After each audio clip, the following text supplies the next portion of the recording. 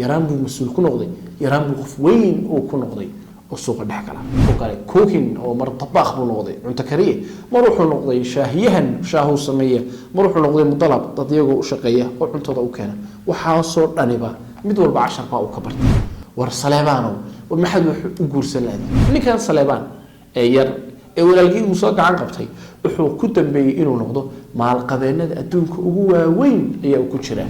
maalmaha kamida waxa dhacay sheeko aan inaba meesha aanu ka filayn waxa dhacday in dhirtii saliida laga sameeyay cayayaan baa ku dhashay cayayaanka isaga ah geedka uu cunayo waanu dhameynaya arintaasina waxay keentay in khasaare aad iyo aad u adag shirkadu gasho assalaamu calaykum waraxmatullaahi wabarakaatuh ninkan kaaga waramaya waa nin isagoo yar shaqada bilaabay wuxuu bilaabay isagoo 9 jir ah inuu hooyadii iyo aabihii ku caawiyo noloshii adkayd ee waqtiga iyada ahayd dhulkoodii ka taagnay wuxuu bilaabay inuu shaqooyin kala duwan u galo si inuu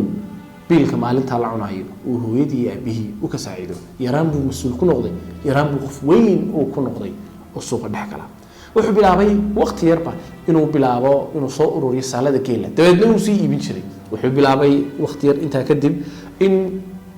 taangiyada gaasta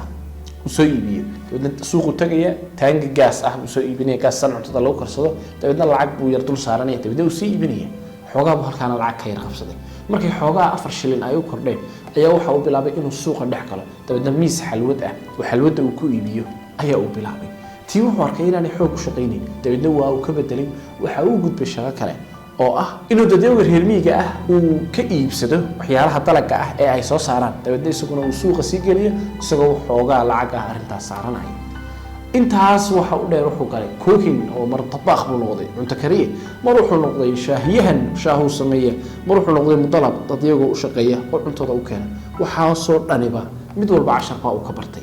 in yar kadib ninkii waxay lacag xoogaa ah u ururtaba hooyadiiba ka dayn weyday in habeen iyo maalin ay weydiiso war Saleebaan war maxad u guursan lahayd war guurso fadhiga ka kac maalintaas ayaa uu bilaabay inuu hawsha guurka u galo hasahatee nasiib daro wixii lacag uu ururinayay oo dhan waxay kaga baxeen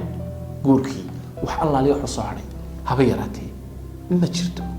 halka markii sheekadu marayso Saleebaan walaalkii baa u yimid wuxuu u sheegay in uu la shaqeeyo wuxuu kala shaqeynayaa waa sarif leh lacagta ayuu kala bedelayaa wuxuu leey shaqada iyada hayla qabo bishina 1000 lacag ah oo lacagtooda ah baan ku siinayo lacag fiican ah sidii heshiiskii ku galeen dabeedna labadiina inay walaalahay way shaqeeyeen waana dadaaleen ilaahina waa u barakeeyay dabadeedna ganacsigoodii waa uu ballaadhay waanu koray waanu weynaaday dabadeedna waxay go'aan ku gaadheen inay bangi furtaan bangigaana waxay bixiyeen bangiga Raajixi bangiga Raajixi ayay bixiyeen bangigaas wuxuu noqday bangiyada adduunka ugu weyn ilaa haddana waa bangiyada dalka Sacuudiga ugu caansan cid walba ay taqaan ninkan Saleebaan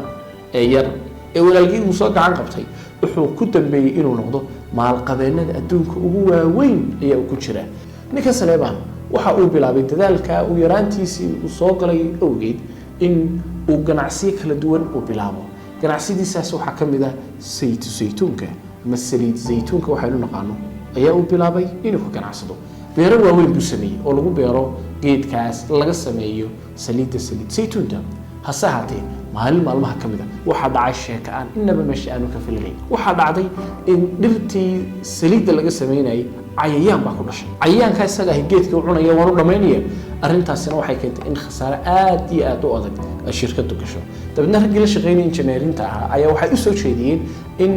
chemical iyo sun lagu buufiyo xayawaankaas si xayawaankaasina u dhinto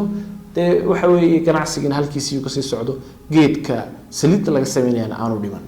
ninkaas Saleebaan fikradda markii loo soo jeediyay si adag buu diiday sababtoo ah shirkaddan waxa lagu tiriyay shirkadaha dabiiciga ah ee aan marnaba adeegsan waxyaalaha chemicalka ah dabeedna wuxuu ku yiri meena dadka u sheegna in wixiina 100% ay dabiici yihiin oo organic ay yihiin oo aynaan adeegsan waxyaalaha chemicalka ah aynu chemical ku shubnaa waa habeen xal ayuu tagay halkii uu ku diiday dabeedna waxay ugu bushaareeyeen inuu ninkani uu geli doono khasaare badan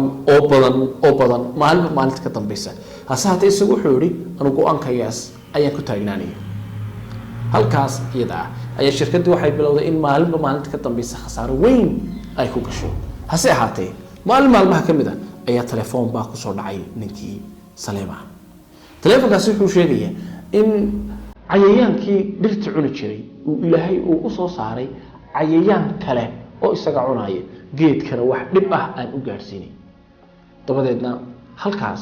ayaa cayayaankiina ku dhintay ganacsigii Saleebaana uu ku bilaabay inuu mar labaad uu kor u kaco malaayiin lacag ah uu kaga faa'iido sheekadan iyada waxaynu ka baranaa marka laga yimaado shaqada adag iyo hard working-ka iyo dadaalka ay tahay yaraantaada inaad kaga faa'iideysato waxa dadaalka gelinaysa wuxuu doonaha noqday waxaad ogaataa xadiis rasuulku calayhi salaatu wasalaam ku sheegay in qofkii wax ilaahay dartii uga taga in ilaahay ugu bedelayo waxaas wax ka khayr badan ninkan waxa uu ilaahay dartii uga tagay chemicalski inuu khiyaamo noqonayay hadii uu ku shubo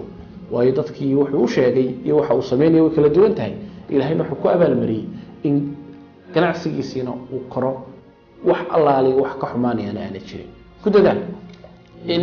aad qaacidada iyada dabaqdid waxaad ku dadaashaa in qaacidadan iyada aad fulisid wax ilaahay dartii uga tag wax xun oo aan fiicnayn ilaahayna wuxuu kugu bedeli doonaa wax ka wanaagsan waqti dhow. Salaamu calaykum.